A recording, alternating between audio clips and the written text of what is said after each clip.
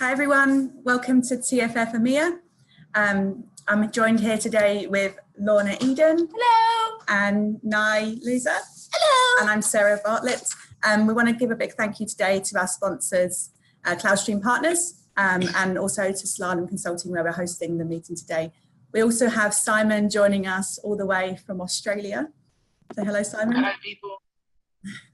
So we've got a full day today with 11 hours worth of talks. We've just got a quick intro from Emily Kuhn, the TFF founder, to start you off. And then we'll be starting with a talk on Tableau Server security from Lakshmi. So let me just play the intro from Emily, where Emily lives. It's 2 a.m, so we'll forgive her for not joining live. Stay with me. Welcome to the Tableau Fringe Festival EMEA edition. I'm Emily Kuhn, and I'm the founder of TFF. We started TFF in 2015 as a way to provide a platform for Tableau community members to share their message, their knowledge, when they might not have the opportunity to speak at the Tableau conference. And since that time, TFF has grown all over the globe. We now have conferences as we do in EMEA. We are traveling to LATAM this summer. We're going to head on over to APAC in late summer, early fall. And then we're going to round out the year in North America. I am so thankful for the Tableau community doing what it does best, which is supporting each other and community initiatives like this. TFF would not be what it is without people like you, whether you're attending live or watching on the replay or a speaker. Thank you so much for contributing to this rich community. Now, while you're here at TFF, or even on the replay, I want to encourage you to connect. Connecting with members of this community is so awesome. You're spending time, investing time in your learning, and that's great. So make sure you take it up a level, connect with those speakers, ask questions, really get something out of this conference. And let people know you're watching TFF EMEA. Now, before we get right into the conference, I want to give a special shout out to a few people. Number one, I want to shout out to our regional hosts today for EMEA. We've got Sarah, Simon, Nai, and Lorna. I think that's what it is. Thank you all so much for taking the time to organize and with hosting responsibilities today. I really appreciate it. And I know everyone watching does as well. And Becca, I know you can't be here today and we miss you. I also want to give a special shout out to our sponsor, our TFF favorite, CloudStream Partners. We'll hear a little more from them later in the conference. But thank you so much for sponsoring today's event.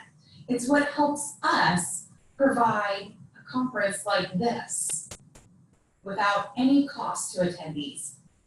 So without further ado, I'll turn it over to the regional hosts. Thank you, Emily. So without further ado, let me pass over to Lakshmi. Good morning. Thank you, Sarah. Hi, Lakshmi. Yeah, hi. So How thank are you you so much. Yeah, good. I'm good. Thank you guys, Sarah, Simon, and Emily, all other guys. So you have been putting so much effort and time, which is so precious to encourage the community and the speakers as well. So the kind of lineup that we have, it's exciting, and let's get started. So so today's topic, I'm going to discuss about the Tableau server's security. So I often hear from the community members and people that I work with. So they're pretty much well versed with the development and the dashboarding and the visual analytics with Tableau. But when it comes to Tableau server, so I've seen people a bit lack in understanding towards how the Tableau server security works, even though they are working on their day-to-day basis on the Tableau server, implementing security, implementing data governance across the platform. But I see a bit lack of an understanding towards how this works. So how the authentication works, or how the authorization works, what different levels of security we have and we can implement. in Tableau Server to make it much well versed with the enterprise platforms, right? So to start, uh, myself Lakshmi Narayana, and I'm part of Phoenix Consulting. Right now, I'm leading Dubai TUG.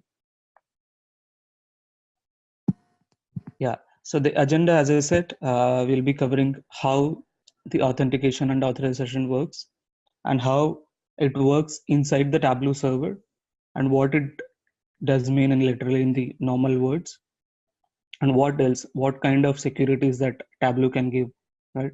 So there are many layers of security that we can implement in Tableau server, starting from authentication, going towards authorization, and more granular when it comes to the row level security. And after that, it can be a network security wherein you want to have the network over security, which we can achieve by SSL. So these are all the different aspects of security that we can implement in Tableau server. But in today's session, I'll be more concentrating on the first level, which is the authentication and authorization, and how it works inside the Tableau server, and how we can achieve that using the site roles and the content permissions. And we all know that uh, the site roles are a bit changed, wherein we used to have publisher, interactor, and viewer. Now it become creator, explorer, and viewer. So we'll see what different permission gives what different capability to do things. And coming to Q&A, I'll take the Q&A in the end, so you can pose the questions, whatever you have in the Q&A section. So I'll take those in the end. Right? Yeah. So what authentication means? So in a simple terms, it verifies the user's identity.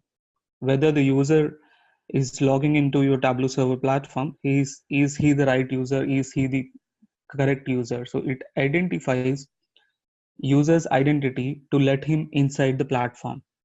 So as we know, Tableau is a modern enterprise platform which enables a self-service across different people, different organizations. So it's pretty much crucial, important to make it more secure in terms of these aspects, right? So Tableau provides comprehensive features and integrations with other platforms. So how we can implement this authentication? So it can be a local, wherein we can manage the authentication inside the Tableau platform. And if you don't want to do that, so be it outside, which is an external kind of authentication that we can use. It can be an LDAP, or it can be an OpenID, or using a SAML. So any kind of external authentication, we can integrate seamlessly with the Tableau platform. So that is one of the good thing. But wherein if we go with the local authentication, we cannot have password complexity. Let's say for any kind of platforms, be it Gmail, Facebook, and other platforms. So when you set the password, if you remember, it tells you, or it can be a banking site, it tells you to you should have one capital and one alphanumeric, and these kind of complexities we cannot set in the local authenticator. And if user is trying multiple times with the wrong password, you cannot lock it. So these are the few backflips with the local authentication. So if you want to have those handy, you should go with the external authenticator, which will give you that kind of integration as well, right?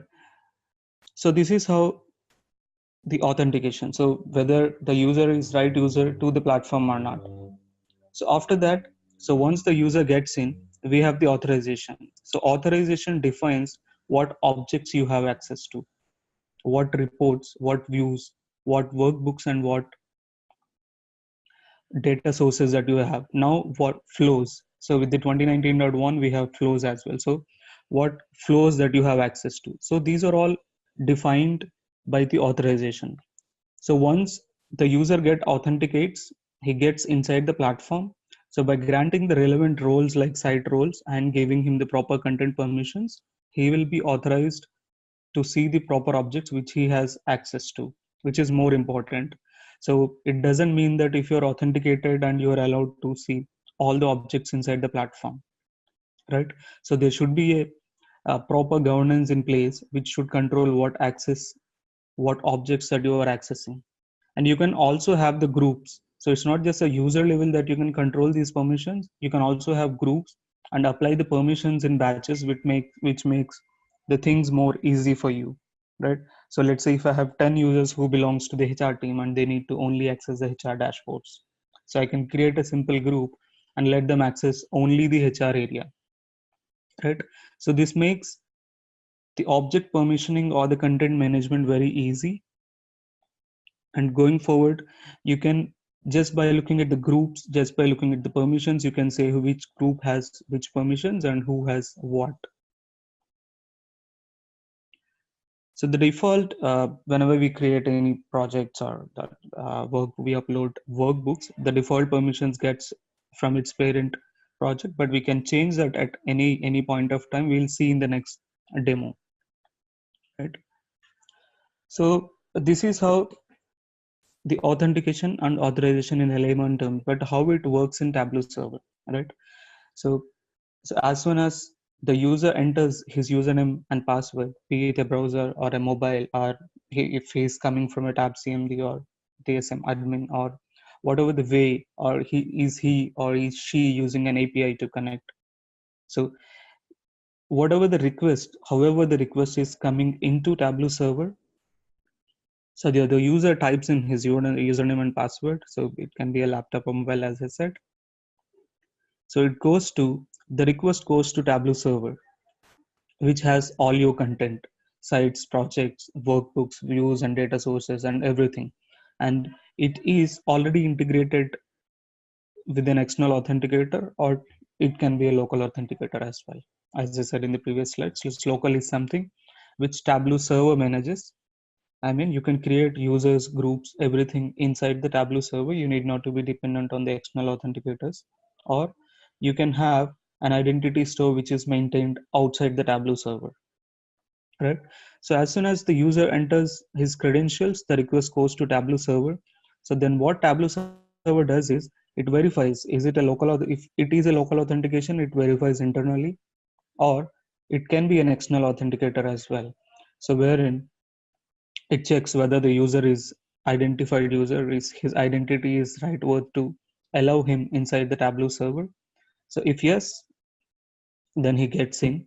So he gets the access and he signs into inside the Tableau server. But that doesn't mean, as I said, that doesn't mean he'll get access to all the content. So still the site roles and the project permissions decide what kind of sites he has access to and what kind of projects he has access to and what data sources that he has access to, and more granular in the level, what row in a one dashboard or one report, what row that he has access to. So these are all the things that we can define, right?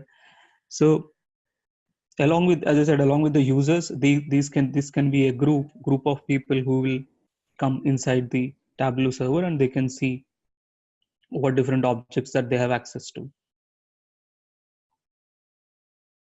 So based on their authorization, I mean, based on the projects that they have access to, based on the sites that they have access to, they will be given relevant permissions to relevant permissions to the objects that they have.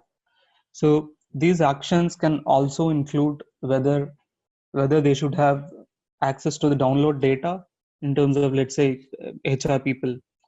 He's logging in with his access and he is looking at some headcount dashboard.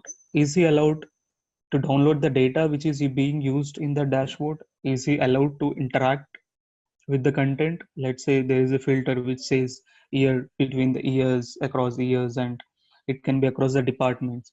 So there can be filters on the dashboards, right? So that is what the interactivity with the report or the dashboard. So is he allowed to interact with those kind of interactions, or is he allowed to download the data which is there in the back of the workbook or the report? Is he allowed to export it as a PPT, so which is released in 2019.1? So all these more granular level of privileges that we can give to each and every user, or we can do it at the group level, which makes things more easy for us, right? So now let's have a look at the Tableau server.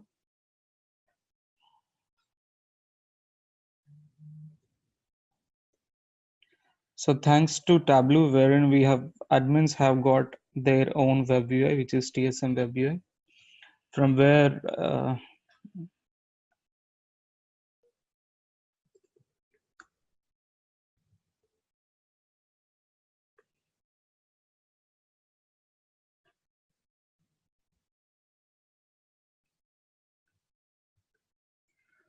they can see how the server is behaving, what kind of authentication.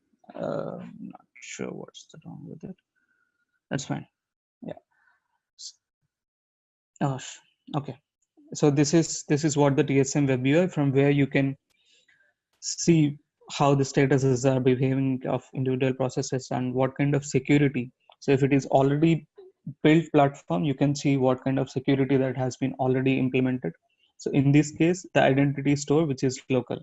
I mean, I can manage users and groups on the Tableau server itself. I haven't integrated with any external authenticator. So this is something that you can check from the TSM web UI, which runs on the 8850 port.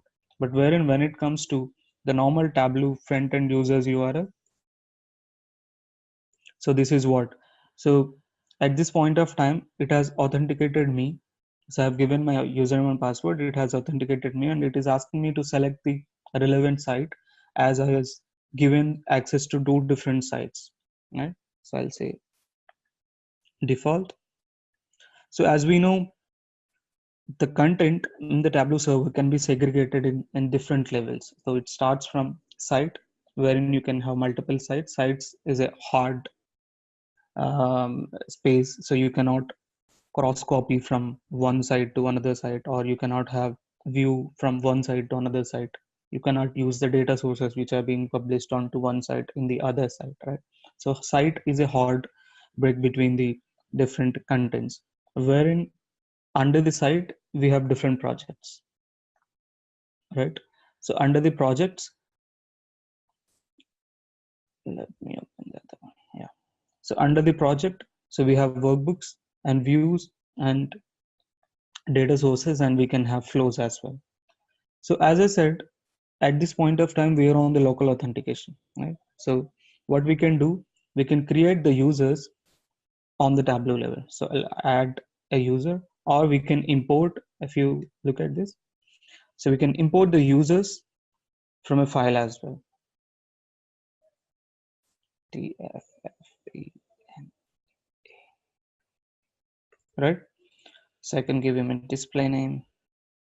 So this is what the password complexity I was talking about. So you cannot have a, it is up to your server admins or site admins what kind of password that they want to give, but there is no hard and rule restrictions that password should be this complicated and password gets locked after multiple invalid attempts. So that is not defined, or that can't be achieved in the local authentication, but wherein with the external authentication, we can leverage that privilege as well, right? So right now, if you look at it, I'm on the default site and I'm creating the user on the default site, right? So what happens? So it is not asking me to select the site, or else let's say I'm canceling this and I'm selecting all the sites, manage all the sites here. I'll go to users, I'll create user.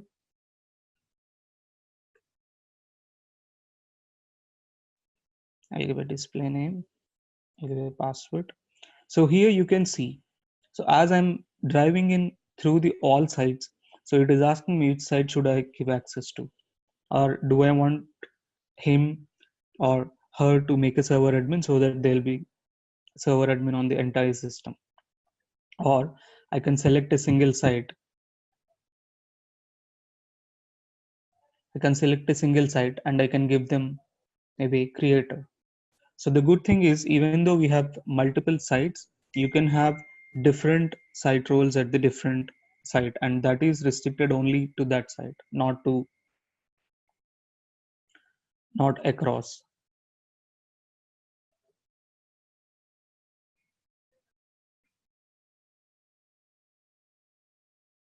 Okay, so this is how we can give, or otherwise I can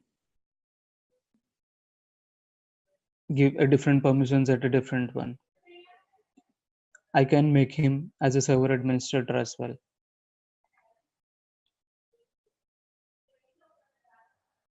Right. So for now, I'll go with the default and I'll create a user.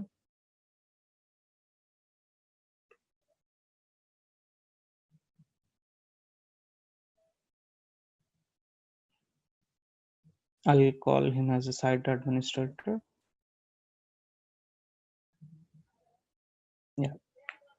So we have got the new user with the site role as site administrator. So what different site roles we have here? We have site administrator, who is the admin for that site, and we have creator, who can publish the content, who can create the content, and who can do anything in that relevant project that he has given access to, or can be an explorer who's has the explorer access. He can edit the existing dashboards, he can use the already published data source and create further reports, and viewer who is an interactor simply.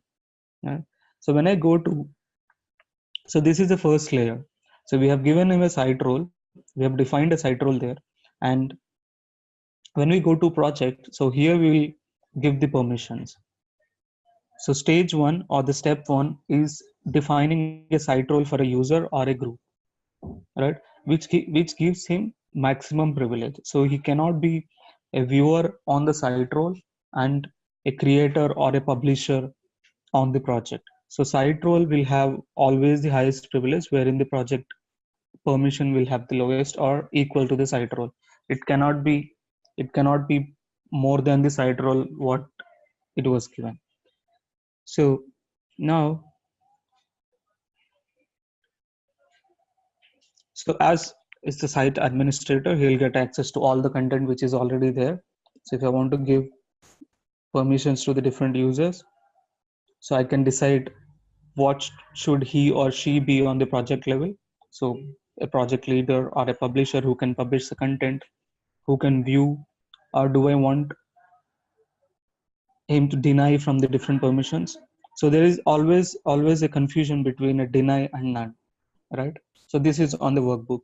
So normally people doesn't click and see what these permissions give, but if you click on it, it will give you the more granular level of permissions what we can give, whether it should be view, it should be downloaded as a PDF or an image, whether he should be able to give a comment or not, how the filter interaction should work, how the data source connectivity should work normally. So this is how granular you can give, but it is up to you what sort of permissions that you want to give, right? So none and deny will be as an explicitly denied irrespective of what group or what additional group he is coming into the system. It will always be denied onto those particular projects, right? So let's say I have said him deny, but he's part of all users group as well, right?